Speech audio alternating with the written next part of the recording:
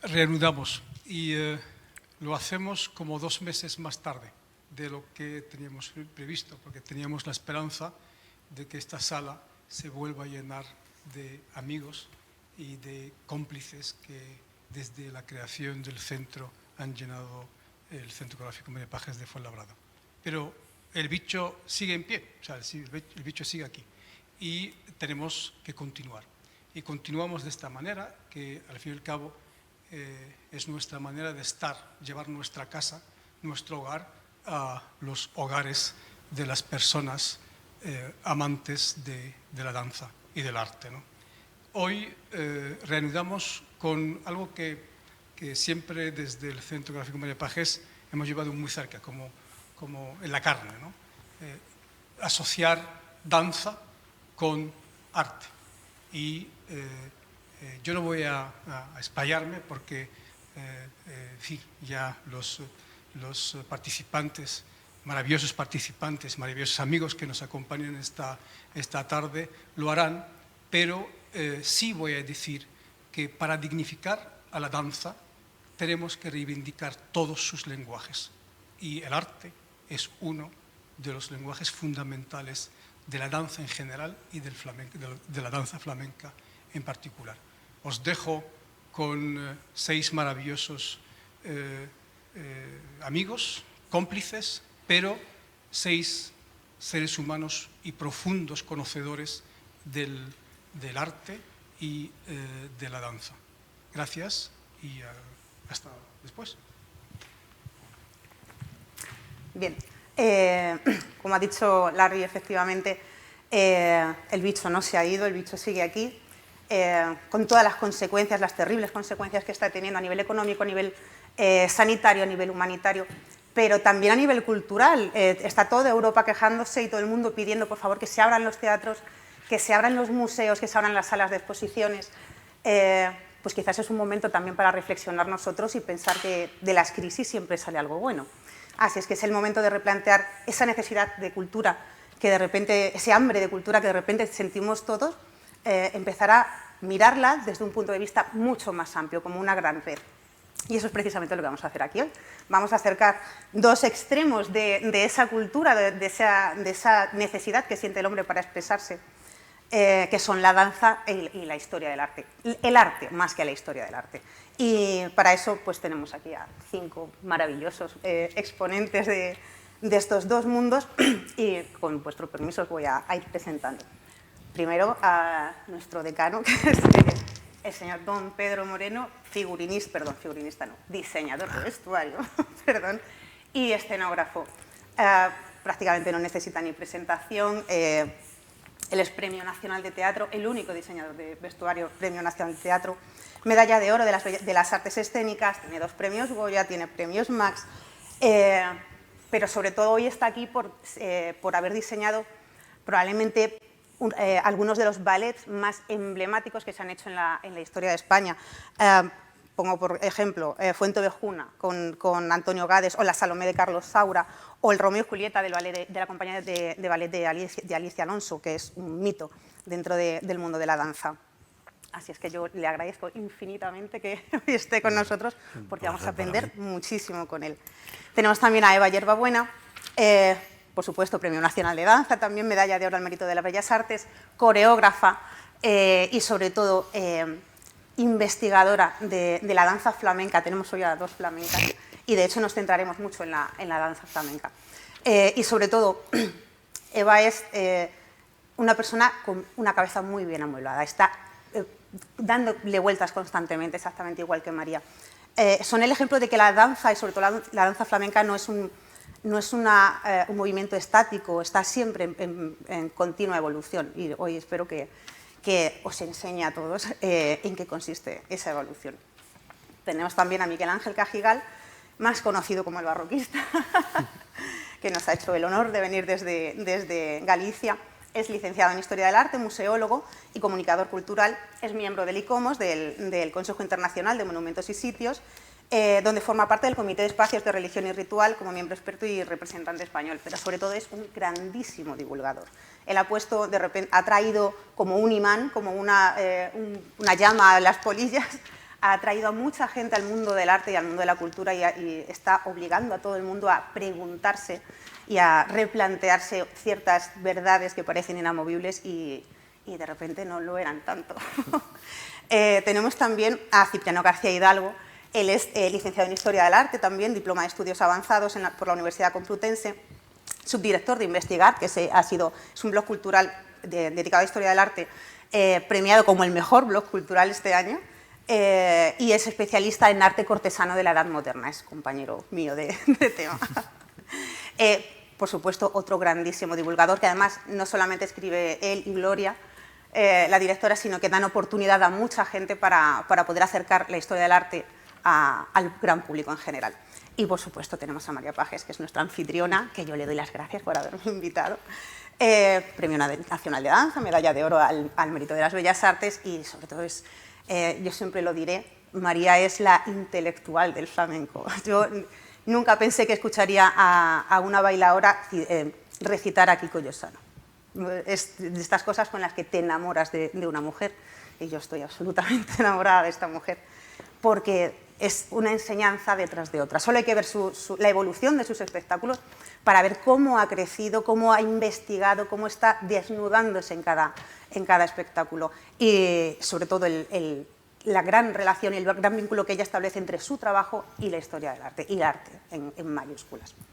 Y ya no me enrollo más. No, muchas gracias, Mónica. Mónica Calderón, que es nuestra coordinadora, nuestra moderadora hoy y que es también una especialista de las artes y una gran divulgadora y una gran maestra también, que podemos ver que día a día va transmitiendo los valores del arte a sus alumnos. Y muchísimas gracias por venir y bueno, ya todos vosotros, y aquí estamos y arrancamos, ¿no, Mónica? Vamos arrancamos. Yo voy a ser muy corta, ya me he enrollado bastante, así es que a partir de ahora yo hago preguntas nada más y vosotros habláis. Esto lo tenéis que construir entre vosotros, yo soy la directora de obras. En primer lugar, vamos a atacar, así de una manera general, el tema.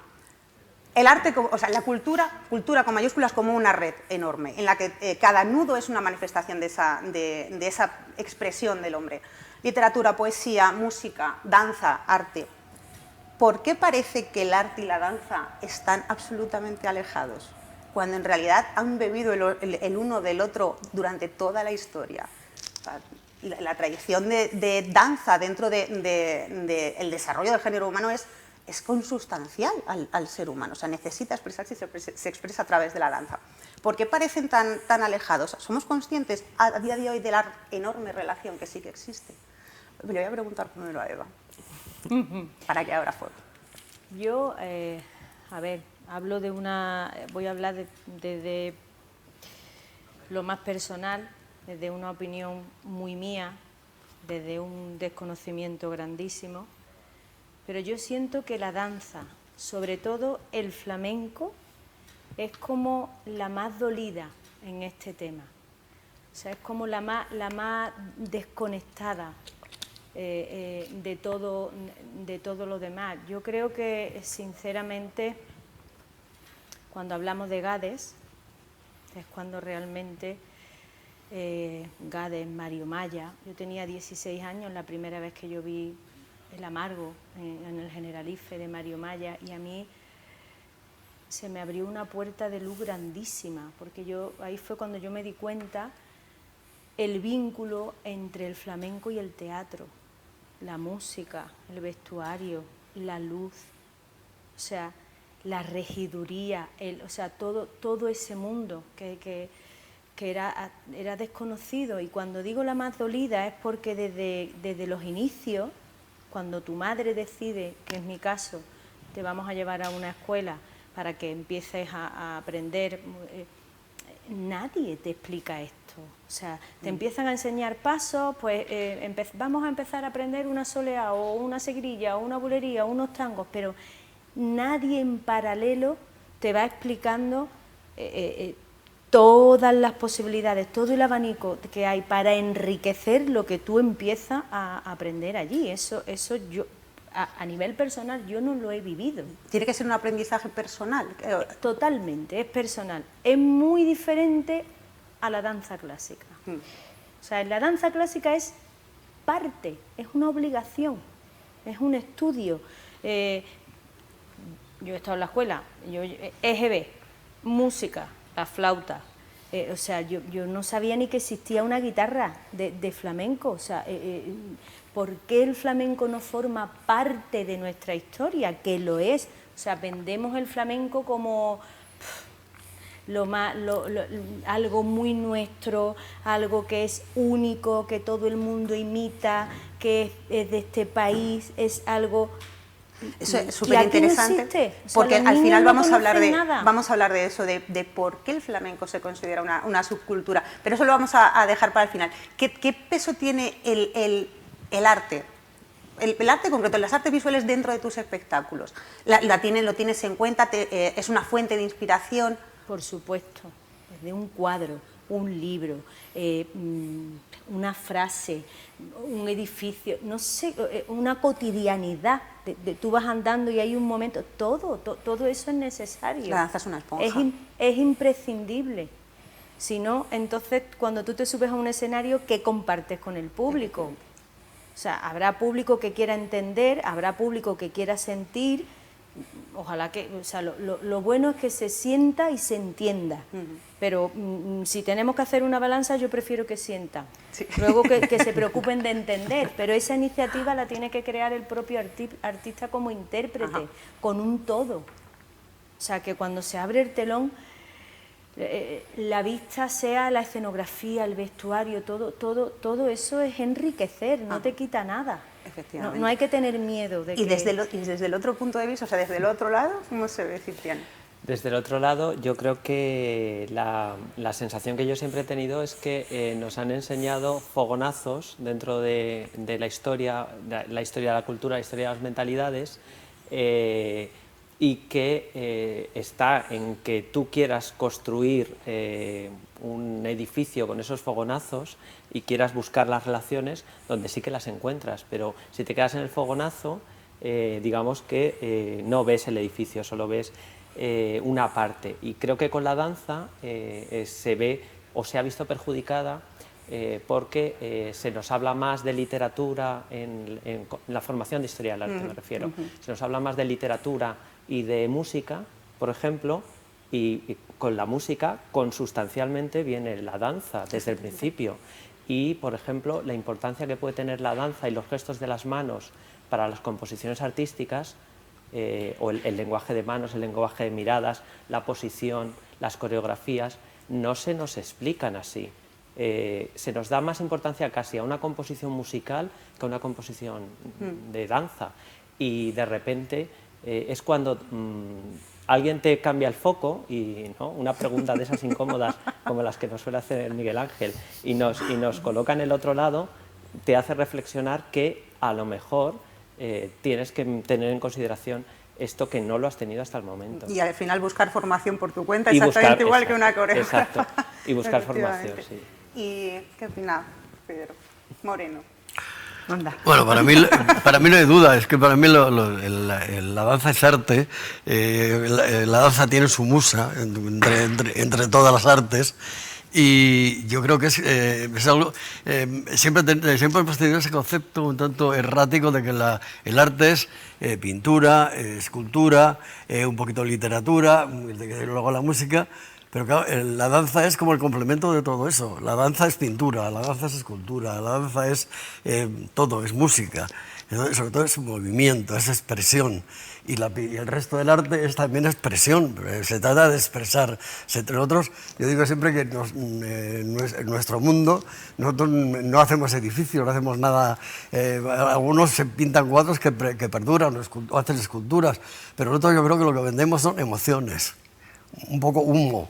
que la gente ve un día y luego recuerda. Yo vi aquella historia, vi bailar a Faico o vi cantar a Pastora, y de repente eso se convierte en algo como es un referente, ¿no? Todo eso es arte. Al final está muy relacionado porque el arte también ha ido evolucionando desde la materialidad hasta lo efímero. Las performance, instalaciones son fugaces, son efímeras y se acercan todavía más a la danza. Es un momento que termina perdurando pero solo en la memoria. Claro. ¿Y tú, Miguel Ángel? Yo creo que a veces es un problema de etiquetas, o yo tengo esa sensación. Cuando intentamos, es verdad que al ser humano nos gusta mucho catalogar, y cuando hacemos el catálogo de las artes, pues empiezan los problemas, porque no todas las artes son una cosa muy cerrada, ¿no?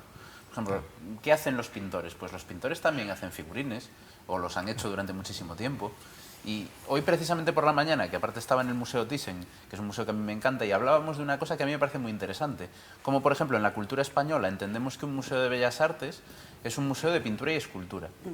Y si vamos a otros países, pues en un museo de bellas artes encontramos pintura y escultura, pero encontramos cerámica, encontramos joyería, encontramos orfebrería, encontramos otros elementos. De jerarquizar las artes. Esas jerarquías son un poco dañinas, ¿no? Yo creo, sobre todo porque la relación entre la danza y el resto de las artes que normalmente metemos en el cajón de artes en España es constante desde el principio.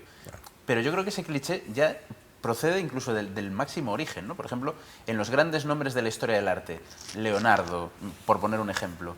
¿Leonardo era pintor? No, no necesariamente. Leonardo hacía toda una serie de cosas relacionadas con la estética y relacionadas con la creatividad dentro de la corte de su jefe. Y si eso significaba organizar un banquete, pues organizar un banquete era parte de su misión. Igual que los artistas de Versalles, pues si les tocaba hacer una escenografía, hacían una escenografía. Si les tocaba montar un ballet o vestir a Luis XIV de lo que fuese, les tocaba y punto. Sí. Y nos gusta mucho esta división, no sé si porque nos sentimos cómodos con ella, no sé si también por hacer un poco de autocrítica, porque desde la disciplina de Historia del Arte hemos buscado un poco ese refrendo académico, y el refrendo académico parece que lo encontramos si nos arrimamos a los libros y a lo que está en un museo y es objetivable. Y claro, las artes escénicas son más difíciles de objetivar, ¿no? De poner debajo un microscopio. Lo cual es una pena, porque luego efectivamente se obvia todo el trabajo que hacen los grandes nombres de la historia del arte, todo el trabajo que hacen precisamente para las artes escénicas. O sea, Bernini, todo el mundo sabe quién es Bernini, pero ¿cuánta gente sabe que era escenógrafo, que era actor? Y las vanguardias históricas del siglo XX. Que hacía vestuario. Es difícil encontrar un gran artista, un gran nombre de las vanguardias históricas del siglo XX que no estuviese metido directa o indirectamente en las escénicas. Efectivamente. Y luego cuando eso se pone, se hace en la típica exposición antológica de, bueno, y también hacía decorados de teatro. También hacía decorados de teatro porque a ti te da la gana de decidir que el cuadro es lo importante y los decorados de teatro son lo secundario, porque no tiene mucho sentido en realidad. Cuando en realidad, yo, por ejemplo, es mi campo, entonces siempre voy a tirar por ahí, una escenografía de Bernini lo que hacía era intervenir la ciudad y cambiar la ciudad, con un propósito muy claro. No es solamente una obra de teatro que termina, no, era un auténtico manifiesto de poder de los papas o en Versalles del rey, en el que se tenía que poner de realce toda la gloria, y eso se hacía a través de las artes escénicas y a través de los espectáculos de danza. Entonces sí es verdad que parece que nos hemos quedado como en la superficie y no queremos ahondar. ¿Creéis que es un problema de hiperespecialización, que de repente, en lugar de tener una mirada amplia, hemos cogido un microscopio para ver, como decía mi maestro, decía, una tesis doctoral sobre el picaporte en la provincia de no sé qué? ¿Qué aporta eso ni a la danza ni a la historia del arte? Con todos mis respetos a las tesis sobre los picaportes. Sí, probablemente ha empobrecido el perfil y las posibilidades del arte, ¿no?, en los propios artistas, si lo vamos encasillando. Pero yo, por ejemplo, esto que estaba ahí, yo, bueno, vengo a moderar, no vengo a pinchar, pero esto no lo puedo remediar. Pero es verdad, según la percepción, es una pena. Igual deberíamos de abrir más las posibilidades y qué decir. Y yo creo que depende, a la pregunta que tú planteabas primero, de la percepción, ¿no?, que cada uno tiene. Desde los propios coreógrafos y coreógrafas, para nosotros la relación con las artes es natural. todas ya están innatamente relacionadas una con otra. Y podría que invitar a Elarbi y que nos contara también todo lo que hay dentro de cada creación coreográfica con respecto a relacionarnos con las artes. Visualizamos pensando en que va a tener una luz que se relaciona con Artemisia Gentileschi y pensamos que va... Y nutrirnos de las artes nos ayuda a nutrir nuestra propia creación. Así que la interrelación entre las artes debe de ser natural y debe de ser siempre cada vez parte del enriquecimiento del propio artista.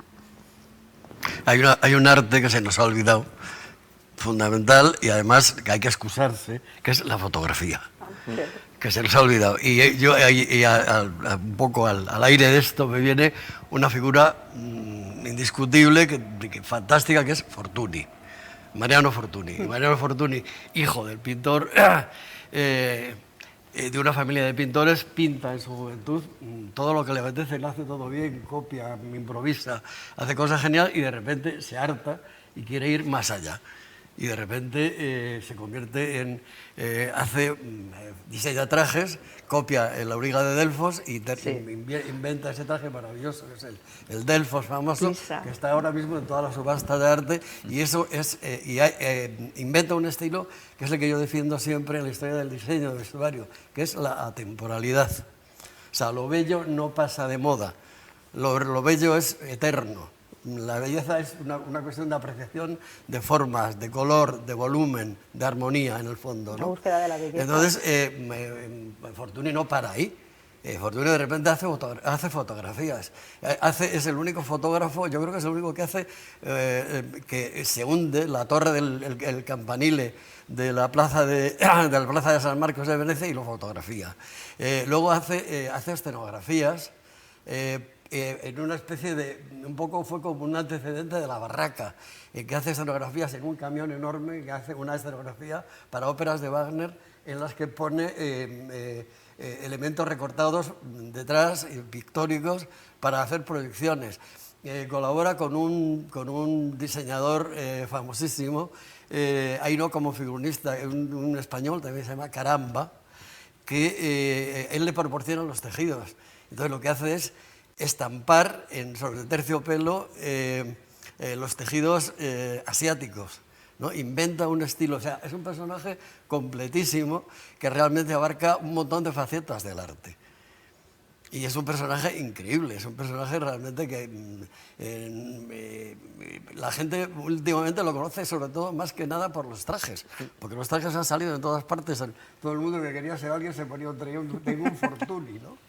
Eso, aquí tenemos una suerte enorme que en el Museo del Traje Enrique Loewe regaló 10 originales de Fortuny que están en el Museo del Traje, que de vez en cuando los exponen. Y eso es raro, porque hay pocos, porque suelen estar en colecciones privadas en general, ¿no? Hay que darle las gracias a Fortuny y a su mujer. Sí, claro, por supuesto, por supuesto. Que está registrado, el Delfos está registrado a nombre claro. de Enriqueta Negrín. Pero a mí me fascina. Claro. Y me fascina sobre todo la labor de estampador y la investigación que hacen. Incluso lámparas. O sea, es un personaje completamente... sí, y es un artista, y se dedica a estampar tejidos. Claro, o sea que, es un artista completo.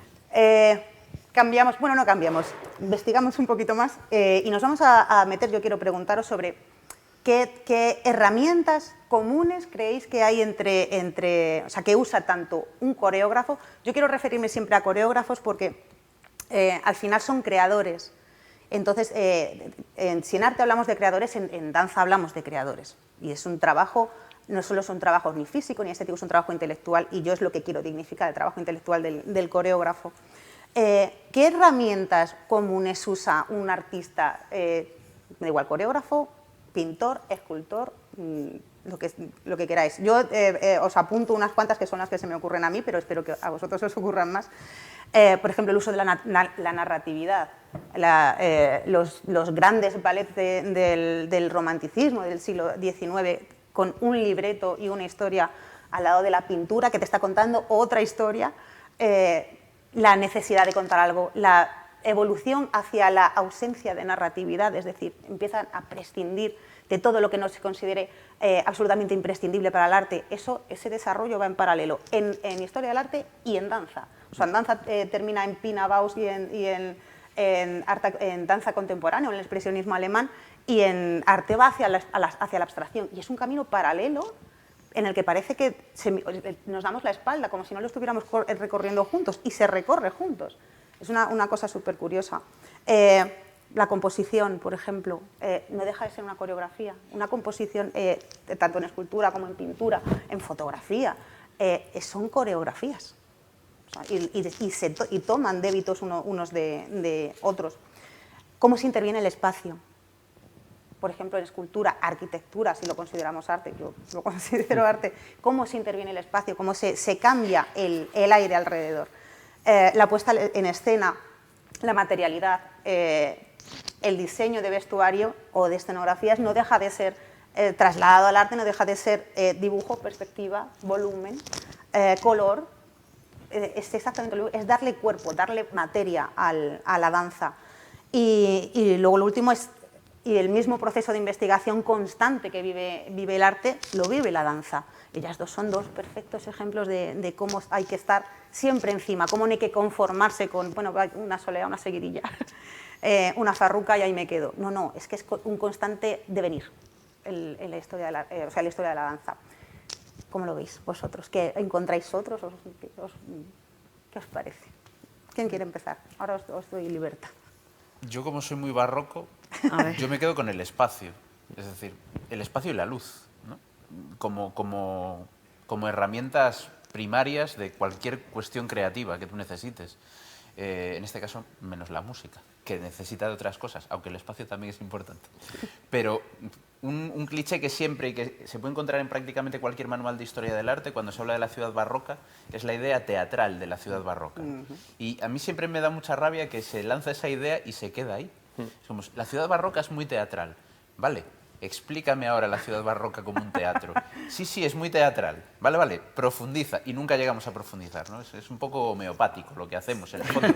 Porque vemos, sí, usted confíe que efectivamente los escenógrafos del barroco que hacían ciudades tenían el teatro en mente, pero tampoco tenemos muy claro cómo. ¿Cómo? Yo creo que, sobre todo con ese concepto de que tú tienes un espacio que tienes que vestir, tienes que habitar para buscar la emoción de un espectador, que puede estar en diferentes puntos de vista o perspectivas. Y desde ese razonamiento, lo mismo que se plantea un urbanista, como Niemeyer, por ejemplo, o lo mismo que se plantea un escultor, como Rodin, puede ser muy similar, o yo entiendo que puede ser muy similar, a lo que se tiene que plantear una coreógrafa o un coreógrafo cuando tiene que habitar un espacio y con los medios que disponga o con los que pueda echar mano, transmitir una idea, un concepto, una sensación, una atmósfera, porque al final son cosas muy sutiles, ¿no? Lo vemos en el turismo de masas. El turismo de masas no va todo el mundo a las mismas ciudades porque seamos todos bobos. Van a las mismas ciudades porque en esas ciudades han trabajado las mejores mentes. Y en esas ciudades tienes parques, espacios, plazas, avenidas que están concebidas desde un punto de vista escenográfico. Exactamente. De una manera o de otra, no necesariamente siempre el mismo concepto escenográfico, porque no es lo mismo Venecia que Florencia o que Pekín, pero ahí está esa misma idea, ¿no? La idea de cómo convertir el espacio en un generador de contenido. Yo creo que por ahí puede andar la cosa, intuitivamente. Me has recordado, yo no debería hablar, pero Sí, quien me conozca sabe que soy incapaz. Me recuerda una enseñanza de Pedro, el llenar el teatro de Mérida, llenar la escena de Mérida. Siempre él lo ha dicho, es que hay que llenar 60 metros de ancho de escena y eso no se hace de cualquier manera. Tienes que vestirla, tienes que llenarla y tienes que hacer que la gente deje de mirar el frontis y empiece a mirar a los actores. Pero hay una cosa importantísima, que es que en la escenografía y en el vestuario de desde luego, yo estoy hablando de ahora, ¿no? De lo que me ha tocado a mí, de mi experiencia. Yo creo que lo más importante es saber qué estamos contando, quién lo cuenta realmente, y nosotros estamos detrás. O sea, nosotros la historia no la contamos los escenógrafos ni los que hacemos el vestuario. La historia la cuenta el personaje que la escenifica, el personaje que la siente, el personaje que se mueve. Por tanto, nuestro espacio y nuestro trabajo tiene que ser un trabajo, digamos, de ayuda, y sobre todo la escenografía tiene que ser un espacio referencial, que tenga luz, que tenga transparencias, que tenga digamos, alguna que sugiera. Pero realmente quien cuenta la historia, a quien hay que dejar el protagonismo es al que la cuenta, que en este momento es el que baila. Y yo creo que, y en el vestuario ocurre exactamente lo mismo. O sea, la gente que se pasa horas haciendo ensayos y haciendo horas haciendo barras y haciendo cansándose y no comiendo y haciendo 1000 sacrificios, de repente esa gente, si luego resulta que tú le pones un traje, una historia que le tapa todo su esfuerzo, pues la hemos cagado. Claro. Entonces lo que hay que hacer siempre, lo importante es evidenciar y subrayar, sobre todo, subrayar. Nunca ser los protagonistas. El protagonista es quien cuenta la historia y la historia misma. Y nosotros estamos detrás ayudando, una ayuda fundamental, haciendo referencia, que esa referencia es muy importante para el que la cuenta. Tiene que el personaje, el protagonista, el que baila, el que actúa, tiene que apoyarse exactamente o sentarse o tirarse donde tú le has colocado en el escenario su lugar, ¿no? Pero realmente lo más importante es qué contamos, quién lo cuenta y cuál es nuestro papel a la hora de contarlo. Porque hay épocas en la escenografía, en la época barroca, en que de repente tanto el baile como la escenografía forman parte de un todo. Entonces, esa gente que sale con en la época de los 14, ese tipo de ballets, con decorados pintados, con paredes pintadas, en que los personajes forman parte, son como un árbol más. Son como piecitas. Claro, son piecitas, pero en cambio el arte un poco, el ballet, sobre todo el ballet en el flamenco y en todos, pero en general el flamenco es más conceptual, sobre todo el que yo conozco y el que yo he trabajado. De hecho, escenografía del flamenco, poca.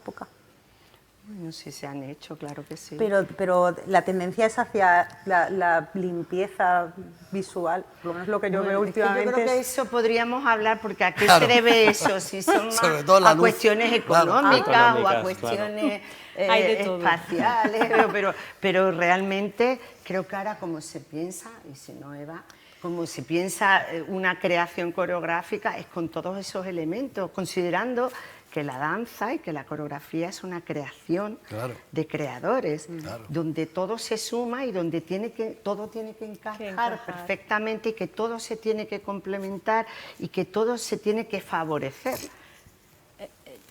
Es muy importante, como ha dicho Pedro, qué quieres contar, cuál es tu necesidad en cada momento, porque nosotros como coreógrafos siempre partimos de este espacio, nosotros siempre estamos en la caja negra, o sea, partimos del estudio, entonces luego yo hay una cosa, por ejemplo, hablo personalmente, es muy importante la metodología, porque en el fondo cada coreógrafo tiene una metodología de creación, o sea, eso es así, lo queramos o no lo queramos. ¿Cómo es el intérprete que el coreógrafo tiene en las manos? ¿Cómo es el coreógrafo si es el propio intérprete? ¿De dónde parte? Hay una cosa para mí indispensable, que es la imaginación y la intuición. O sea, yo soy una persona que apuesta por la intuición, que hago todos los días lo posible para no perderla, para seguir creyendo en ella, y lo que el corazón te palpita cada día, que tú dices, no sé, yo por ejemplo trabajo así, yo me levanto una mañana, estoy tomándome café y de pronto es una imagen, ¡boom!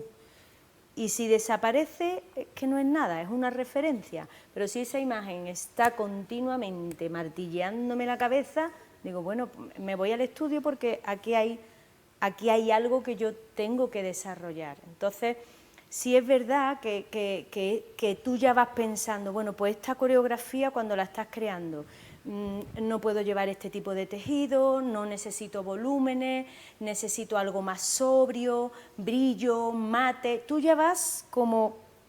Ya es un lenguaje visual, ya. Sí, claro. Sí, tiene movimiento, no quiero que tenga movimiento, quiero que esté, la luz me gusta más, es más cálida, un ámbar, no quiero luz fría, o sea, tú tienes tus necesidades porque has intuido, has sentido, y una cosa súper importante que tiene el coreógrafo es que tiene que aprender a visualizarse desde fuera y eso no es fácil. Esa es la cosa más difícil, por ejemplo. Mi compañero, el padre de mi hija, que es compositor, Paco Jarana, imagínate, nosotros llevamos más de media vida juntos. La música la crea él, entonces ya nos conocemos. Por supuesto, todo no es de color de rosa, pero Paco me dice, cuando ya ha terminado el espectáculo, me dice, ¿cómo puedes visualizar? Porque a él, por ejemplo, le cuesta, pero sí va entendiendo los climas que yo necesito.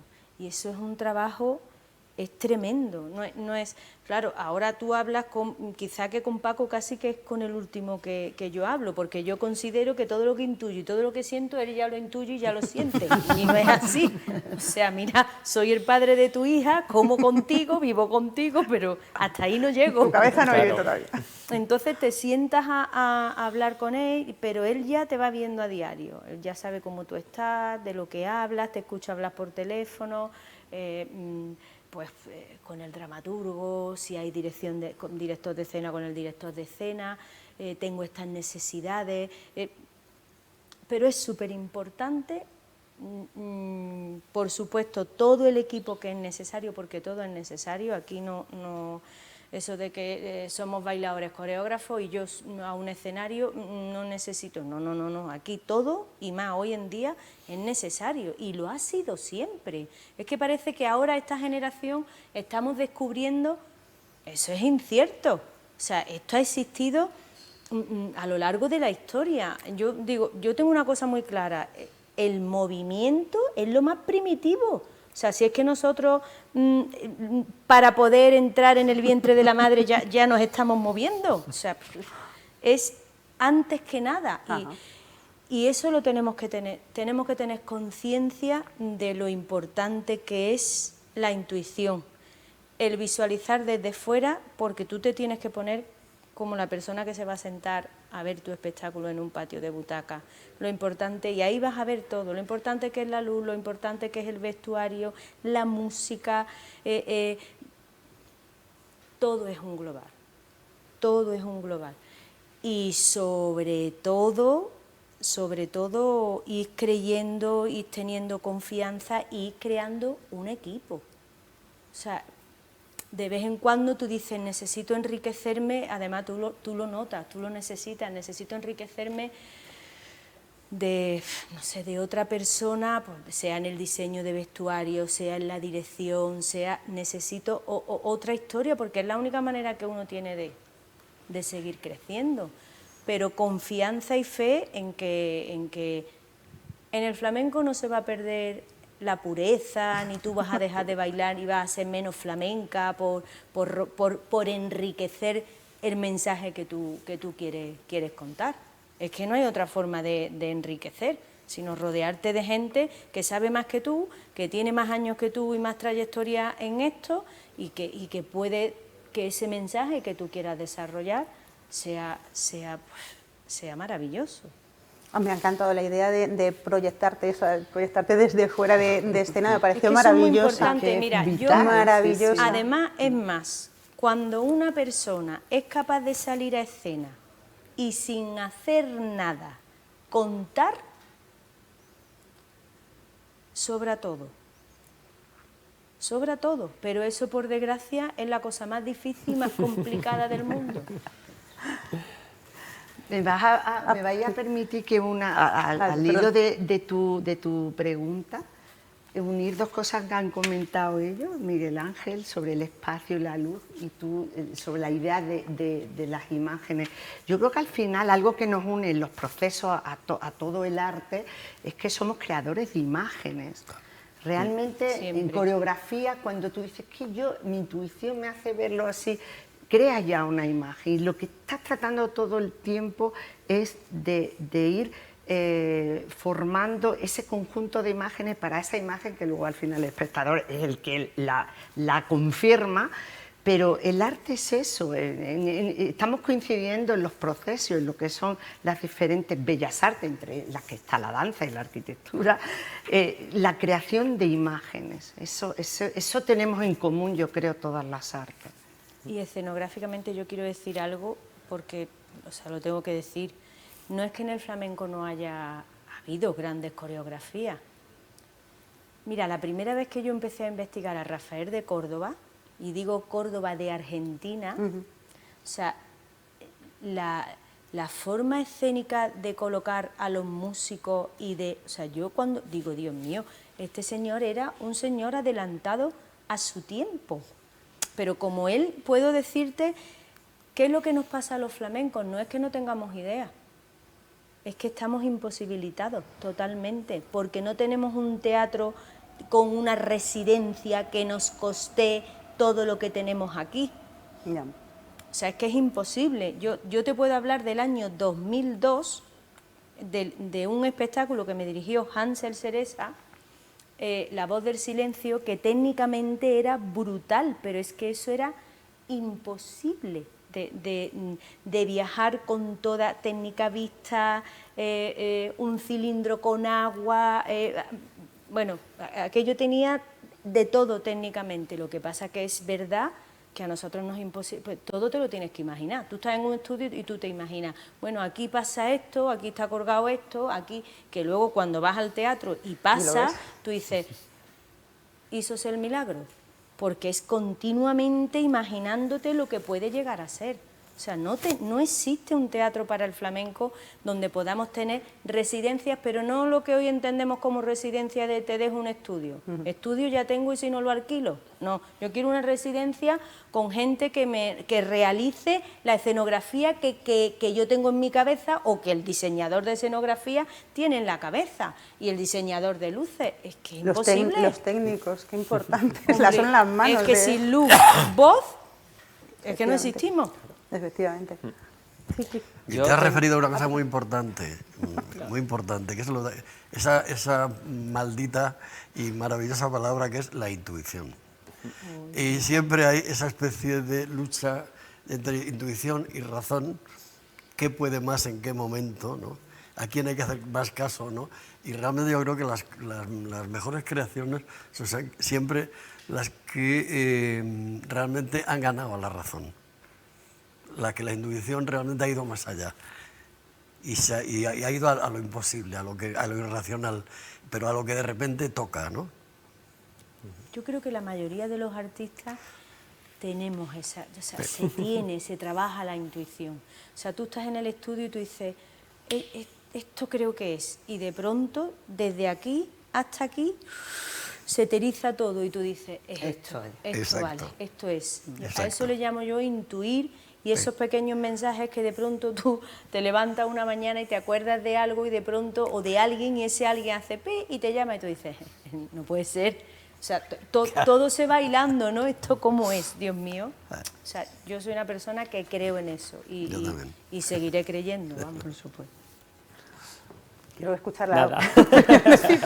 Simplemente un poco por hilar, y estoy muy de acuerdo en muchas de las cosas que estáis comentando, pero hay un concepto que yo creo que es muy artístico y que creo que une también con la danza, que sería la idea de la imitación de la naturaleza, de la mímesis, ¿no? De imitar el natural, tanto en vestuario como en... ¿no? Hay veces que yo creo que incluso y que creo que también es importantísimo, ¿no? Es decir, la idea de dónde sale la idea. Pues la idea sale de que este movimiento sugiere la brisa ¿no? en tal, o el movimiento de las hojas de un árbol, es decir, porque es movimiento también, ¿no? Y yo creo que eso a veces lo vemos, y lo vemos en forma de analogía, ¿no? Cuando Mónica me invitó a venir, lo primero que me vino a la cabeza fue una foto de la escalera del convento de Santo Domingo de Bonaval, en Santiago de Compostela, que es una espiral, una triple espiral, porque me parece que eso es el giro de una bata de cola. Efectivamente. Y entonces dije, he visto, ¿no? He visto la luz, ¿no? Espacio, luz, inspiración en la naturaleza. Creo que... Porque al final todo lo que están haciendo es eso, es con los elementos que hay alrededor, cambiar la realidad. Cambiar la realidad. Es lo que yo veo. María, en su último espectáculo, en Paraíso de los Negros, yo creo que no se lo he dicho nunca, pero ¿no? Es brutal brutal, o sea, no es fácil, sales de allí con una paliza emocional tremenda, pero yo había veces que la veía y era la mujer llorando de Picasso. Ah. O sea, así. Sí. O sea, de convocar las lágrimas en el patio de butacas. Y era, ni siquiera estaba, no sé si la tenías como referencia, pero era la expresión del mismo dolor. Y con herramientas distintas, pero llegabais a la misma emoción. Yo para mí, una de las cosas que más tienen en común arte y danza es que va a pegarte una puñalada en el estómago, o sea, va a que no salgas igual ni del teatro, ni del museo, ni de la iglesia, o sea, que salgas un peldaño un poquito más para arriba, o por lo menos que salgas con las neuronas absolutamente enloquecidas. Ahí además se apela mucho, que es muy barroco también, a las emociones. Claro, de mover a devoción fue un gran invento. Es un arte totalmente emocional. La misión de las sí. artes, ¿no? Exactamente. Yo creo que ese es el gran punto, el gran nexo en común de todas, es mover la emoción. Pero también la razón. Claro, un poquito. Sí, es que viendo Carmen, tú Carmen, no sales igual. Claro, no sales igual. Es que yo he visto mucho de María. De hecho, he visto todo de María. Entonces, como siempre estoy muy metida ahí, siempre sé todo el proceso de creación, es maravilloso. Pero la danza también sirve para que te plantes determinadas cosas. O sea, no hace falta a lo mejor leer a León Felipe, es que a lo mejor ves, pues eso, Paraíso de los Negros y sales pensando exactamente igual, estás pensando en el papel de la mujer, las cadenas de la mujer. No solamente eso, no solamente mueve la emoción, también mueve las neuronas. Me parece fascinante. Vale, pasamos de bloque. No me dejéis hablar mucho, por favor. Sí. Bien, este tiene miga. Vamos Ya a ver. os lo advierto. Esta es la pregunta difícil del Esta es examen. la pregunta difícil. Esta es la de los 4 puntos. Oye, podemos recordar que los que nos estén viendo pueden hacer preguntas efectivamente. y que se van a ir recogiendo y que, Efectivamente, y ya las creo que haremos ya al final. están en ello, pero por si acaso lo recordamos porque Exactamente. nos van a sorprender seguro. Ahí es donde tenéis que batiros el cobre todos. Las preguntas, las mías son facilitas. Vale, como estamos hablando de danza en general, pero sobre todo estamos hablando de flamenco en particular y su relación con el arte. Y esta sí que está muy enlazada, además con un momento del arte muy concreto, que es el siglo XIX y el movimiento romántico. El flamenco considerado como subcultura. Yo sé que aquí meto el dedo así en la llaga y tiro para afuera. El flamenco considerado como subcultura por ser un arte popular o no académico, excepto ese intento académico que es la escuela bolera, por ejemplo, pero un arte no sometido a la regla. Y de repente parece que si no está sometido a la regla, no está sometido a la academia, pues todas las vanguardias, claro. Todo lo que se sale de la norma. Pero en el flamenco se sigue considerando como una especie de subcultura, como algo muy racial y muy sujeto al estómago en lugar de a los pies. ¿Qué responsabilidad tiene la visión extranjera en el romanticismo del español? Y estoy viendo a Gustave Doré y su viaje por España. Estoy viendo a Regoyos y a Verhaeren y su España negra buscando solo cementerios. Los grabados, pues eso, de repente en España somos todos bandoleros y flamencas, pero es que a día de hoy se sigue pensando eso. ¿Nos hemos creído nuestro propio mito? O sea, lo hemos engullido y de repente esto es lo que queréis de nosotros, esto es lo que os vamos a dar. Y de repente nosotros mismos nos creemos que somos esa España negra de las pinturas negras de Goya o de las fotografías de Ortiz Echagüe. O sea, seguimos vendiendo esa vena negra o amarilla. Por ejemplo, yo pienso en flamenco y Lorca y parecen absolutamente... es imposible desunirlos. Pero en cambio Lorca lo que hace un gran esfuerzo por intelectualizar ese movimiento en el juego y teoría del duende. No sé, damos un paso hacia adelante, 3 para atrás. A ver. Qué pregunta. Era la de los 4 puntos. Es la de los 4 puntos. Yo creo que aquí tiene mucho que ver los focos culturales y dónde se miraba. El foco cultural del XIX es París. y son artistas franceses los que están generando esa imagen romántica de España, también algún inglés, pero fundamentalmente franceses y en París. Y tenemos a Lola de Valencia, pintada por los impresionistas, ¿no? ¿no? Y las bailarinas que bailaban a la española. Y entonces los artistas españoles que van a París lo que hacen es pues aprovechar el cliché. ¿Qué vende? ¿Una flamenca? Pinto flamencas. Pero has abierto un melón muy interesante, que es muy interesante, me repito, muy importante, que es que a la vez, como están rompiendo la disciplina académica, están introduciendo las vanguardias, ¿no? Y todos los pintores de vanguardia, no los grandes nombres que se nos vienen a la cabeza, que a lo mejor sería Picasso, Miró, Dalí, pero un Isidre Nonel, está pintando las gitanas, solo pinta gitanas, ¿no? Bueno, pinta alguna cosa más, ¿no? Estoy pensando en Anglada Camarasa y los mantones de Manila, que bueno, que es que te caes de espalda, porque le da pie a, como ya estoy transgrediendo la norma, pinto la imagen que se espera de España, pero la pinto, ¿no? Aplicando un color salvaje, aplicando un color fobista, pero sin que me pongan la etiqueta de fobista, ¿no? Creo que es una cosa que aprovechan y a la vez intentan, claro, es un paso para adelante, un paso para atrás. El gran perjudicado seguramente es el flamenco, en el sentido de que sí que se va a estereotipar, ¿no? como algo racial y tal, pero yo tengo también la sensación de que eso es un poquito posterior y va a ser una apropiación cultural que se va a producir cuando la vanguardia ya empiece a flojear, y que se va a hacer con una intención, creo que no artística, creo que más política. Fíjate lo que te digo. Fíjate lo que te digo. Yo estoy totalmente de acuerdo. Es una manera de distinción de clases. Sí. Así de claro. Y estoy pensando en los 40. Y el que tiene, pues tiene, los 40, y el yo te tremendismo. pago y tú te vienes a mi casa, amenizas mi fiesta, y eso es así. Sí.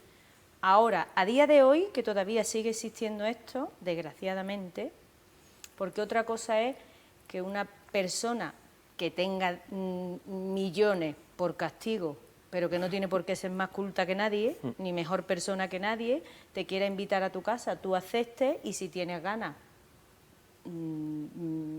baila, y si no, pues te vas para tu casa y punto, ¿no? Pero es totalmente una cuestión política y una forma de clase, sí. O sea, totalmente distinción de clases. Yo eso lo tengo clarísimo, y a día de hoy, a ver, yo tengo 50 años. Cuando yo le dije a mi padre que yo quiero dedicarme, quiero ser bailadora, o sea, dentro de la propia familia era como... O sea, vaya tela. Sí, y tú dices, mira, claro, tú dices, mira, perdona, lo que haga lo voy a hacer a la vuelta de la esquina, ¿eh?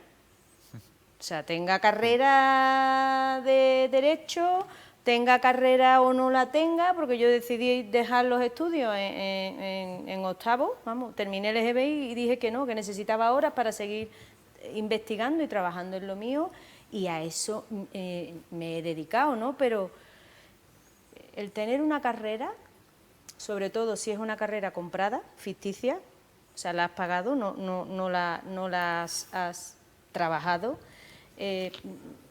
no quiere decir que tú seas una persona ni más culta, ni más buena persona, ni hagas nada positivo ni por ti ni por la humanidad en un futuro. O sea, y yo creo que eso, el tiempo va poniendo a cada persona en su sitio. ¿Qué ocurre? Pues que el tiempo pasa y pagamos justos por pecadores, hay gente que se sigue aprovechando de esta situación porque les interesa, o sea, hay gente que no les interesa que el flamenco se dignifique y esté con una regularización jurídica, no les interesa.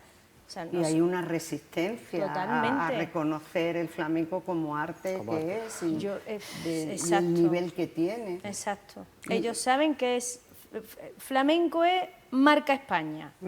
Sí, pero cuando nos interesa a nosotros, cuando no nos interesa, lo cogemos como un cleaner y a la basura.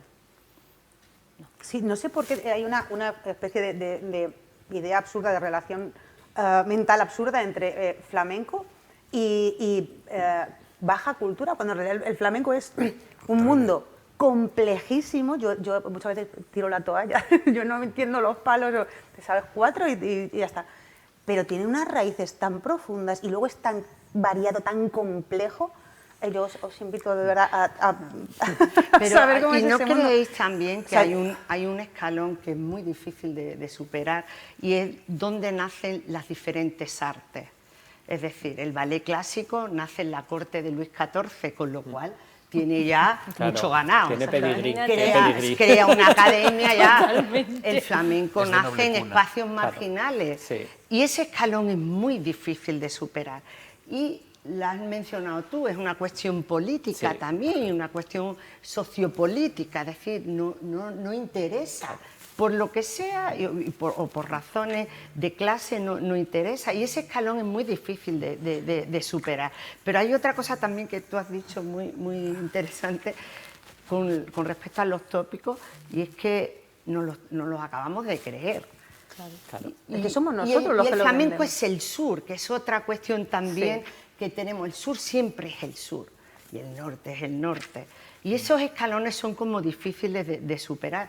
Pero bueno, ahí estamos, ¿no, Eva? Ahí Hombre. estamos, yo creo, y creo que incluso cualquier cosa que vosotros, desde fuera del flamenco, podáis comentar al respecto, es muy necesario. Necesitamos que el flamenco salga del flamenco para que haya un reconocimiento exterior y el apoyo de todos los que estáis fuera, para poder estar dentro y para apoyar esta injusticia, ¿no? que sigue existiendo. Ocurre lo mismo con el jazz. Sí. O sea, el jazz es la cultura de los negros, es la Sí. cultura de los esclavos, sale de ahí y tiene un poco la misma connotación que tiene el flamenco aquí. Y de lo que has dicho tú, de lo que los españoles que nos realmente sí hemos cambiado, yo creo que no hemos cambiado, yo creo que lo que vamos es evolucionando, pero hemos asumido la España negra, la negra de Goya, la negra de Solana, todo eso, y luego hay muchas más cosas, pero todo eso sigue estando ahí. Y el mejor ejemplo es cuando Buñuel, desde lejos, hace películas sobre España en la que sale todo eso y más. Sí, todo eso y más, efectivamente. Claro. Pero tenemos como muy parte de nuestro código genético. O sea, nosotros vemos un Zuloaga y nos reconocemos en un Zuloaga. Es una Claro, cosa extrañísima. claro. Y de repente todo eso está como muy vinculado al flamenco. O sea, es esa España, España liminal, que está ahí como entre ya lo perverso y la belleza. A mí ese espacio me interesa muchísimo, pero sé que es una rémora para el flamenco. Pero hay letras flamencas que son un tratado de filosofía. Efectivamente, O sea que, efectivamente. El flamenco necesita, sinceramente, un conservatorio Sí, ¿verdad? único y exclusivamente para flamenco, que no pierda la metodología que tiene de aprender, que es, volvemos a hablar, el oído, la vista, o sea, todos los sentidos. Aparte de que yo, vamos, como me decía a mí mi abuelo, el aprender no ocupa sitio. O sea, que hoy prácticamente, que joven que toca la guitarra no sabe escribir una partitura y leer. O sea, estupendo. Y que estemos informados de todo lo que es la historia, todo. Pero un conservatorio único y exclusivo para flamenco, para que no se pierda la metodología, para que no... Bueno, y de hecho está ahí el maestro Manolo Sanlúcar, que tiene un trabajo hecho impresionante, que sigue vivo y que es urgentísimo. Yo ya no quiero que introduzcan la guitarra y el cante y el baile dentro del conservatorio o los conservatorios de danza que hoy existen. Yo no quiero eso. Yo nunca he estado de acuerdo, porque hay muchas cosas para mí que son muy contradictorias. Yo quiero un conservatorio única y exclusivamente Y de teniendo en cuenta que el flamenco es patrimonio inmaterial de la humanidad, ¿por qué no lo hay? Pero eso es muy interesante, porque justo... Yo no lo sé. Me parece muy interesante eso, porque yo, ahora que os he escuchado a todos, he ido reflexionando, y yo creo que por ahí va el principal problema desde mi punto de vista, y es que el flamenco procede del mundo popular. No es la única de las nobles artes, ni muchísimo menos de la alta cultura, o ejemplo de la alta cultura, que procede del mundo popular. Pero al final, las que se han incorporado al canon cultural, casi todas han pasado por un proceso de aprendizaje académico. Académico, sí. Claro. Entonces, ayer hablaba con Espido Freire de Franz Joseph Haydn, el que componía sinfonías muy clásicas, pero con muchísima influencia de los músicos de su orquesta, que eran cíngaros, era gente de todo el mundo. Claro. Sí, pero luego lo pasaba por el filtro del academicismo vienes y entonces todo sonaba aceptable dentro de determinados ámbitos. Y desde fuera y desde la ignorancia me da la sensación de que puede haber bastante de eso, ¿no? Tú quieres aprender a tocar el violín o la guitarra clásica y sabes a dónde hay que ir. Y además te van a dar una formación que desde el punto de vista social o académico es intachable, por decirlo de alguna manera. Lo mismo ocurre con el ballet clásico. Sabes a dónde hay que ir y cuando sales después de tu proceso, nadie va a poner en duda si ese proceso de formación es exitoso. Y con la guitarra flamenca, yo siempre hay una cosa que me sorprende mucho, de España particularmente, con respecto al flamenco, y es algo que yo he comentado muchas veces, pero nunca en público porque no he tenido la ocasión, y yo creo que esta es la mejor ocasión. Y es que es muy curioso que un país como España, que es el generador de una de las culturas musicales y artísticas más importantes y más de referencia en todo el mundo, no la utiliza desde el punto de vista de la potencialidad cultural que tiene, ¿no? Antes hablabas del jazz. Claro, pero es que en Estados Unidos y en otros países del mundo el jazz se ha convertido en alta cultura, porque se ha instruido incluso a las personas que no lo entienden, incluso a los que no lo comprenden, se les ha instruido en su complejidad armónica, rítmica, y al final hay un respeto, incluso desde el desinterés, ¿no? Yo no entiendo, pero sé que es muy difícil. Y hay festivales de jazz por todas partes, incluida España. Que en España no haya un premio internacional de guitarra flamenca que sea de prestigio mundial, un premio internacional de danza flamenca que sea de prestigio mundial, que no se concite eso alrededor, yo creo que es el fracaso social. ¿Y hasta qué punto el enfrentamiento, o sea, porque solo hay que escuchar al resto de España, es que España no es flamenco? Bueno, ¿hasta qué punto no lo es? Yo vengo de la parte en la que no tenemos esa tradición cultural. Claro, tú eres gallego. Pero eso no tiene nada que ver con que no signifique una parte muy importante de lo que es el patrimonio cultural común. Que vivimos unos momentos muy crispados. Pero Entonces, yo creo que también tenemos que ser más permisivos y más flexibles en esa idea de que si creemos que el flamenco es un arte universal, tenemos que asumir que en otros lugares que no sea solo España puede haber creadores flamencos, que no es fácil porque está muy ligado en concreto a una zona, incluso de España, si nos ponemos a cerrar las cosas. Pero yo creo que el futuro, ¿y tú qué opinas, Eva? Porque esto es importante, esto que estamos sacando ahora, el futuro del flamenco, para que realmente apliquemos ese adjetivo de universal, es que esté abierto, para que podamos organizar un premio internacional. El jazz, cualquiera aquí un flamenco puede tocar jazz. Y dentro del mundo del jazz eso es algo admitido y es algo que alabado incluso. Pero hacia el otro lado no hay esa apertura. Y yo creo que por ahí el futuro del flamenco, y creemos Eva, y si no... Es que es así, yo no sé... Es un arte universal, pero para eso tenemos que permitirlo. Yo no sé si llegaré a verlo. No, igual no lo veremos. No lo sé, pero me moriré reivindicando reivindicando todo esto. Es que es justo y necesario, como dice la Biblia, y como te despide el cura cuando vas a misa. Justo y necesario. O sea, no podemos esperar más. No se puede esperar más, no podemos vivir en una mentira, ni en algo que no está pasando y que es vital para mantener nuestra cultura. Mire usted, no le ponga a mi hijo una flauta en la clase de música, póngale usted una guitarra en las manos, que ese niño empiece a saber cuál es su música. Yo creo que la trascendencia del jazz se sella definitivamente cuando puede haber una persona nacida en Italia que toca el piano y toca jazz, o puede haber un contrabajista nacido en Dinamarca. Y ese es el momento en el que realmente se empieza a ver desde fuera. También es cierto que muchas veces ese refrendo de fuera ha servido para que muchas cosas funcionasen, ¿no? Un ejemplo que a mí me resulta siempre muy interesante en el cine, saliendo mucho del mundo, es el ejemplo de Alfred Hitchcock, que en Estados Unidos su cine no interesaba particularmente desde el punto de vista artístico, hasta que llegaron los franceses y dijeron, oye, que este tipo es la bomba, este tipo es la bomba. Y entonces dijeron, ¿en serio es la bomba? Pues no nos habíamos fijado en que era la bomba, ¿no? Y es cierto que a la hora de conseguir ese refrendo internacional, volvemos al tema del cliché que decía Cipri, ¿no? El flamenco se metió en un pack muy fácil de vender y muy fácil de digerir, que son los tópicos del 19 hacia España, ¿no? Incluso lo que yo llamo a veces cariñosamente la falsa música española de los compositores franceses del 19, que es esa música que hasta a nosotros nos suena española porque nos la han vendido como española, pero que no es española. Si el gran mito español lo creó un francés, Claro, claro. Carmen. Bueno, Sí. Que Carmen crea al Cuidado. gran mito. El gran mito español viene de Un plagio, la vaya. emperatriz Eugenia de Montijo, a la que alguien le cuenta la historia de verdad de la cigarrera, que es contrabandista y asesina, que mata al marido. Entonces, de repente, esa historia se queda ahí y Mérimée escribe la novela. Pero luego Bizet lo que hace es transformar por completo la historia en otra historia que es una especie de una creación de una mujer libre, la primera mujer libre del mundo de la ópera, en que elige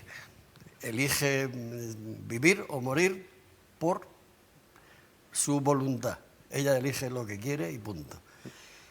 Y a mí eso me parece muy importante. Y luego hay una cosa de lo que tú decías antes, de lo de los defectos de los españoles y tal, hay una cosa que a mí siempre me preocupó. ¿Por qué a los japoneses les encanta el flamenco? Efectivamente. Y hay una cosa que es nuestro, que es un defecto nuestro, y es que de repente a nosotros nos parece raro que a los japoneses les interese el flamenco, y que les interesa mucho. Claro. Yo he visto a un japonés llorando viendo un ballet flamenco, llorando, etc. Entonces te pregunta, dice, bueno, ¿y por qué a nosotros no nos interesa nada de lo de fuera? ¿Por qué a nosotros no nos interesa la ópera china, ni la música japonesa, ni todo ese tipo de cosas? Nos parecen como folclore ajeno, extraño y lejano. Y solo nos interesa lo nuestro. Y no nos damos cuenta de que los chinos están haciendo teatros de ópera y aprendiendo, y algo que es completamente distinto a su cultura, están integrándolo, aprendiendo, que los japoneses tienen escuelas de flamenco en Japón, que hay japoneses que tocan la guitarra estupendamente y que estudian flamenco en Sevilla. Y todo ese tipo de cosas que a ellos les enriquecen. Y a nosotros, en cambio, no nos enriquecemos con culturas ajenas que son tan válidas y tan importantes como la nuestra. Es que de hecho nosotros peor ni siquiera de lo llegamos a todo- creer. lo peor de todo, Pedro, es que no nos interese la cultura de fuera, es que no nos interesa ni la nuestra. Eso es lo peor de todo. Pero lo que no se puede permitir, o sea, tú puedes ser... El que a mí me interese la historia se debe a que tenga un maestro maravilloso que me engolosine y que yo haga así y diga, me encanta, quiero seguir estudiando historia. En el baile es lo mismo. A mí no me puede examinar una maestra de flamenco que no tiene ni idea o que está sorda, que no, o sea, no tiene un ritmo o no tiene... Usted habrá sacado un 10 en teoría, pero la práctica es otra cosa. Claro. Entonces, ¿por qué permitimos esto? O sea, ¿por qué? ¿Porque yo no estoy homologada, no tengo la carrera? ¿O porque otra persona que en la práctica es genial no la tiene? O sea, es que esto es incomprensible, por esto digo, conservatorio, por favor, un conservatorio para el flamenco ya. Vamos a hacer un inciso, como estamos hablando de hay que conocer otras culturas, pues otras culturas vienen a conocernos, efectivamente, y me chivan que nos están siguiendo desde Sevilla, desde Madrid, desde Santiago de Compostela, esto es tu familia, seguro. Málaga, Barcelona, Valencia, de Portugal, de Colombia, de Brasil, de México, de Hungría y de Estados Unidos, y mandamos un abrazo enorme y nos pueden preguntar todo lo que quieran. Sí. Como estamos hablando precisamente de internacionalización del flamenco, pues estamos abiertos a cualquier... Estos señores están abiertos a responder cualquier pregunta. Fíjate, en México, tengo que decir, una de las veces que estuvimos en Nuevo México, tuve la oportunidad de visitar a una señora que lleva muchísimos años, una enamorada del flamenco, María, a su casa, y me enseñó un cómic de Carmen Amaya. Ostras. O sea, yo me quedé, digo, si es que no puede ser. Es que no puede ser. Y sin embargo aquí... Que el flamenco ha servido siempre de inspiración, siempre, porque ahora que estábamos mencionando, bueno, tú comentas esto del cómic, seguro que en Japón habrá mangas sobre esto, pero el flamenco es inspiración continua y eso, por ejemplo, no lo valoramos. porque todas las óperas, bueno, muchas, ya no digo solo flamenco, es música española o lo español, pero el flamenco a nivel de pintura, de escultura, de literatura, es un arte inspirador continuamente, y esto tiene un valor, pues nunca lo reconocemos, algo como y no estamos hablando ahora de cómo lo veían los románticos, que era el exotismo y por tanto quedaba en eso. No, lo vemos como el valor que tiene el flamenco, que sigue inspirando ahora. Y eso, esa conexión con las artes, esa inspiración como arte que es, debería de ayudar a reconocer nuestro arte mucho más, por lo menos. Efectivamente. Tenemos tendencia a si es nuestro, no vale. No vale. O que vengan de fuera para decirnos, jo, esto qué bueno. Sí, y al final terminas pensando de... Pues así todo, luego al final otra vez volvemos a caer. No pueden las tendencias de toda la vida. De hecho, de bailarines clásicos, mira, nada más que tienes que abrir la ventanita al extranjero. Primeros bailarines casi todos españoles, y aquí no efectivamente. hay una compañía. Bueno, aprovecho para decir que dentro de los ciclos que vamos a hacer aquí en el centro hay uno que es danza y diáspora. Y precisamente habla de eso, la cantidad de bailarines y de creadores que hay fuera de España, que son españoles y que han hecho su vida y que están aportando lo que son ellos en otros lugares y están creando semillas ahí, y la influencia que tiene. Y por otra parte, el que también nos cuente que en nuestro país no somos capaces de que ellos puedan existir y crear, y por eso se tienen que ir. Este es el aspecto más triste, pero es una realidad. Sobre todo, bueno, en flamenco lo tenemos más fácil, pero en clásico, por ejemplo, lo tienen complicadísimo. En contemporáneo, no sé, ahora pues entre los invitados estará Goyo Montero, está Nazaret Panadero, Sol León, estará Ana Laguna, es decir, gente que ha hecho su vida fuera por diferentes circunstancias. Tenemos que amar más la danza nuestra, y tenemos que ayudar a alimentarla y a crear un hogar aquí también en España. Yo estoy pensando ahora mismo, además con esto que estás contando, que es pérdida patrimonial. Estamos perdiendo patrimonio. Yo que soy un defensor, como un cuadro, claro, cuando lo queremos recuperar, claro, como exacto. Sisto quiere recuperar se están yendo los cuadros, sí, exacto, sí. No te pueden imaginar la cantidad de artistas de flamenco que están dejando la guitarra, el cante y el baile, han tenido que recurrir a otros trabajos porque no tienen nada. Eso es triste. Es tristísimo, sí. Yo recuerdo que el ballet que yo hice con Gades de Fuenteovejuna, la producción era la televisión japonesa. Porque la televisión japonesa vino 2 años antes del estreno, fueron a la casa de Lope de Vega, un equipo, a fotografiarla, fueron al pueblo de Fuenteovejuna, lo fotografiaron, se lo llevaron, y el empresario que estaba en los ensayos, que luego hicimos el estreno en Génova, era japonés. Y el ministerio de aquí no le dio, y cuando él pidió, le ofreció, dijo, esto, vamos, ni para una cerveza, fuera, los japoneses. Y eso existe gracias al patrocinio de Japón. Al final Japón va a ser nuestros franceses para Hitchcock. Efectivamente, a ver si es verdad. ¿Me vais a permitir que haga un comentario que nos están haciendo los que nos están viendo? Además, además da con el quid de la cuestión. Dice, creo que la visión de los artistas extranjeros románticos, ni aún menos la visión general de Goya, desvirtúa el flamenco. Y no hay nada de que avergonzarse sobre sus orígenes populares. La responsabilidad de la falta de respeto al flamenco es la ignorancia y la pobreza cultural de una sociedad poco cultivada que continuará siéndolo si no es capaz de entender la belleza de sus raíces interraciales. Exacto. Muchísimas gracias. Yo Qué creo bonito. Qué bien. Vamos a invitarte a que vengas aquí a participar. Y luego hay otro comentario bonito. Dice, igual que un pintor llena un lienzo en blanco con arte, un coreógrafo llena un escenario con lo mismo. Enhorabuena por tan interesante encuentro. Un abrazo desde Madrid.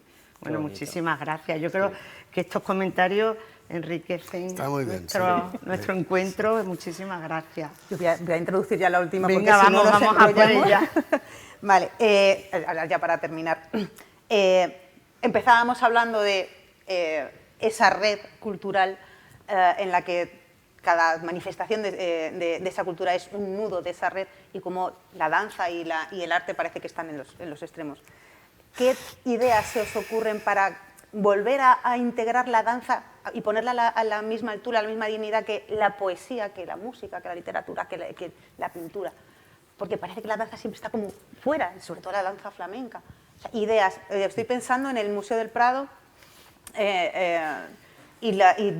bailarines, o sea, vídeos editados por el Museo del Prado con bailarines bailando delante de los cuadros, pero sin relacionarse con los cuadros. No dejan de ser el telón del fondo. Decía Pedro, dices que no, decís vosotros, es que ni siquiera es una escenografía, porque no te relacionas con ella, es el telón, sí. igual que haya un cuadro, que haya una ventana. ¿Qué se puede hacer? ¿Es el museo el sitio desde donde hay que reivindicar esa integración de la danza dentro de la cultura? O sea, ¿son los museos los custodios de la cultura en general o solo de las artes visuales? Yo creo que me voy a adelantar a Cipri, Sí, adelántate. porque yo creo que el primer lugar es la escuela. Sí, me has quitado. Entonces, claro, Iba a decir ¿cuál es lo la mismo. clave? Claro. La clave es la comprensión, ¿no? Y aquí voy a hablar de mi libro.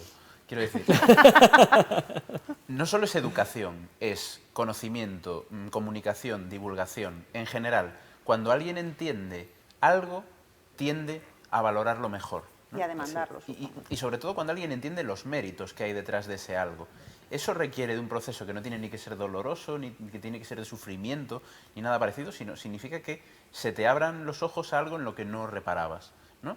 Pues si sabes diferenciar determinados lenguajes que pueden ser de la danza o pueden ser de cualquier otra cosa, vas a ser más proclive. Y yo creo que ese tipo de actividades que comentabas, ¿no? De bailar delante de unos cuadros, yo creo que es un ejemplo de pecera, de burbuja, ¿no? Hay un aislamiento completo, se reproduce delante un ritual que casi parece como que se espera que sea un amuleto, un talismán, y que eso funcione por obra y arte de la magia y que a la gente le entre en la sangre. Yo cuando antes hablábamos de los japoneses, ¿por qué creo yo que a los japoneses les interesa tanto el flamenco?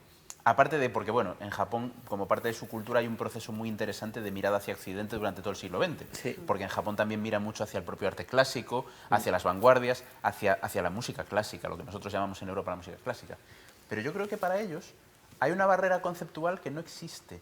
Y es que cuando ellos escuchan flamenco o ven bailar flamenco, no hay ningún cliché. Claro. Entonces, lo ven desde un punto de vista más puro. Posiblemente les interesa el sonido y el ritmo y la imagen de una manera más pura, que seguramente conectan con sus propias experiencias culturales. Y es un poco como si nosotros escuchamos música tradicional coreana, ¿no? Que tú escuchas música tradicional coreana y las 2 primeras veces dices, ¿qué es esto? Me pierdo, no sé. O sea, no he diferenciado lo primero que han tocado de lo segundo que han tocado, yo no lo he diferenciado, ¿no? Y yo creo que es esa idea, ¿no? Que no tienen los prejuicios, la carga de prejuicios Claro. que sí tenemos en Occidente o que sí que existen en Occidente con respecto a esos sonidos, a esas imágenes, a esos ritmos. Y así es como entran. Entran porque vienen mucho más puros a disfrutarlo y a conectarlo con sus propias vivencias. Y me da la sensación de que si no hay un proceso de educar a la gente para deseducarse y para ver las cosas con ojos limpios, es muy difícil. Sobre todo con la gente que ya está educada, con la gente que ya ha pasado por la escuela y que no vamos a volver. Y los que vayan a pasar por la escuela tienen que ver la danza como una parte de la expresión humana. Pero es que yo en la escuela no vi nada de danza, No. ni flamenca ni de la otra. ¿Pero has visto Nada. música? Nada. ¿Has visto- Música sí, literatura sí, Claro. y luego ese punto que a mí me parece un poco hasta ofensivo. Se considera que no sabes, si no sabes quién escribió Fuenteovejuna, pues eres un inculto. Pero si no tienes ni pajolera idea de danza o de danza flamenca o de flamenco, pues no pasa nada. Y yo creo que esa es una diferencia que también es bastante dolorosa desde mi punto de vista, porque al final no es tan mucho más importante saber quién era Lope de Vega que saber diferenciar unos palos. A lo mejor tenemos que cambiar un poco nuestra manera de pensar. Por supuesto. Los prejuicios, la verdad que son buenísimas ideas. Pero la madre del cordero aquí está en los prejuicios y en la ignorancia. Es decir, que yo creo que ya superar un prejuicio ya te sitúa en otro escalafón. Y luego la ignorancia. Las cosas no se aprecian porque no se conocen. Y luego la resistencia a conocerlas algunas. Entonces ya tenemos 3 cosas, ¿no? Prejuicio, ignorancia y resistencia. Hay otra idea genial, que yo la voy a decir, que en vez de un museo, que nos abran las puertas del Teatro Real, Teatro La Zarzuela, por ejemplo. O sea, ¿por qué no?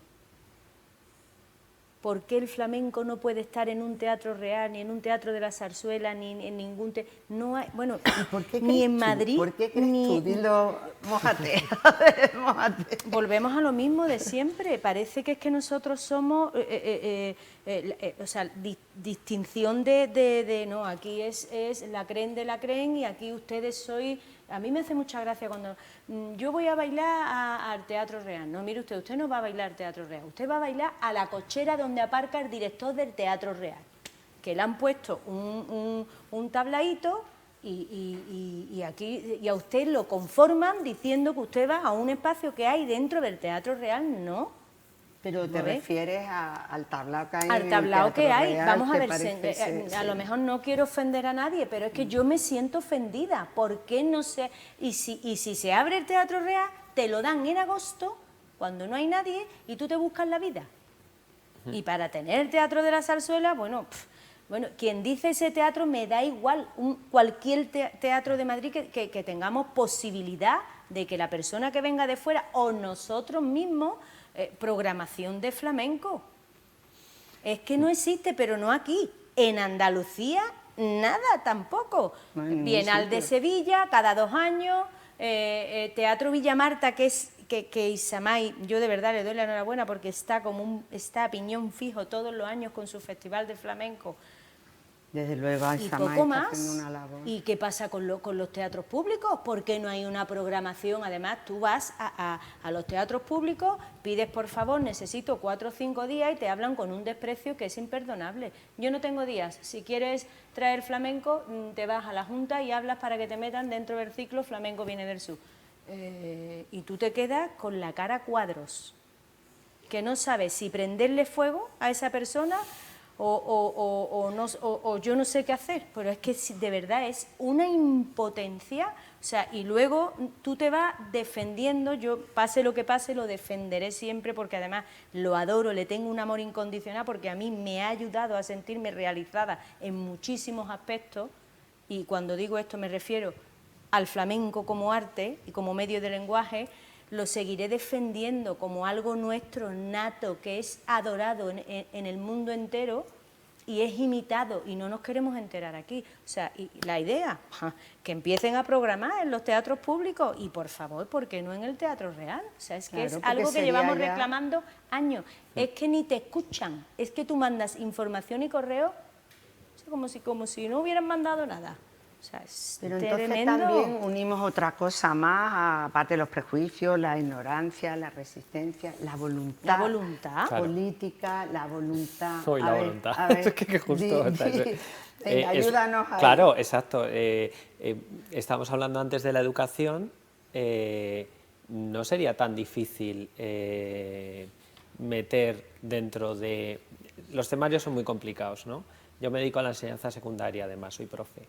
No sería tan difícil meter algo, ¿no? Es decir, en vez de flauta, claro, que además algo más, es muy complicado porque es complicado, evidentemente, pero yo, por ejemplo, este año recuerdo una clase donde, y no era danza, pero hice un comentario sobre ópera en una clase de bachillerato y nadie había escuchado ópera en esa clase nunca.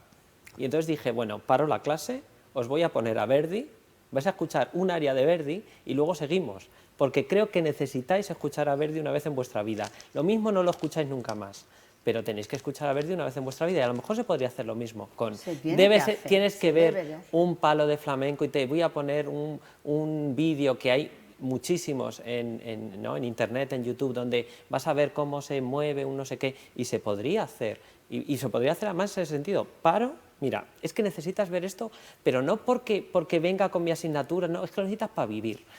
Y además se lo dije así a los chavales con lo de la ópera. Digo, lo necesitáis para vivir, no podéis vivir sin haber escuchado una vez esto. Bueno, pues tú ya tienes tema, tú ya tienes tema para ir aplicando. Así que a la vuelta de vacaciones les pondré... Han llegado 2 comentarios al chat. Que los dos van sobre... o sea, están planteando más o menos la misma cuestión. Se habla de universalidad del flamenco, pero ¿cómo se casa la universalidad del flamenco con la apropiación cultural? Pasa palabra. Pasa palabra. Es que cuando asoma la cabeza la apropiación cultural... Sí, la teniendo en cosa cuenta que vivimos en un mundo globalizado y ya yo no sé ni dónde queda ya la apropiación cultural, pero bueno, yo entiendo la apropiación cultural como sacar un beneficio sin devolver ese beneficio. Exacto. Yo creo que ha habido una apropiación cultural del flamenco en un momento dado en la historia de España y se hizo además de manera negativa para el flamenco. Hubo una apropiación muy política, muy injusta, muy de clases, y creo que esa apropiación es la rémora que sigue teniendo el flamenco como visión negativa. Y fue en un momento político muy concreto. Y esa la sensación... dictadura. La dictadura, sí. Claro. Es que soy muy... Sí, pero bueno, no, pero estás diciendo una cosa, es otro enfoque de la apropiación.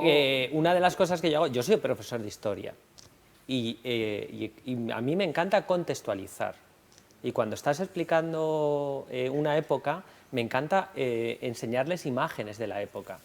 Y las fiestas flamencas en los años 40, ¿no? Las fotos, o cuando en los 50 venía Ava Gardner, es que están marcando un cliché y es una apropiación cultural. Quiero decir que hay un momento donde... Apropiación cultural. Sería, claro, ¿no? sí, creo que se cogen el flamenco y lo ponen en un sistema cómodo que explica una España que les interesa explicar en ese momento. Y eso hace mucho daño al propio movimiento, porque lo califica y lo etiqueta, que hablábamos antes de la etiqueta. Y creo que es uno de esos daños. Es la sensación que he tenido siempre, que ha habido... La verdad que hizo mucho daño. Hizo daño. Todo lo que se consiguió, que grandes creadores de los años 20 consiguieron en nuestro arte, ahí se vio ensombrecido, Claro. Apartado, Y ocultado y anulado. Mónica lo ha comentado antes, Lorca intentó darle un cuerpo, digamos, teórico, pero claro... Y un reconocimiento. Y un reconocimiento, pero claro, es que Lorca, para esa visión apropiada, estaba en el lado equivocado. Claro.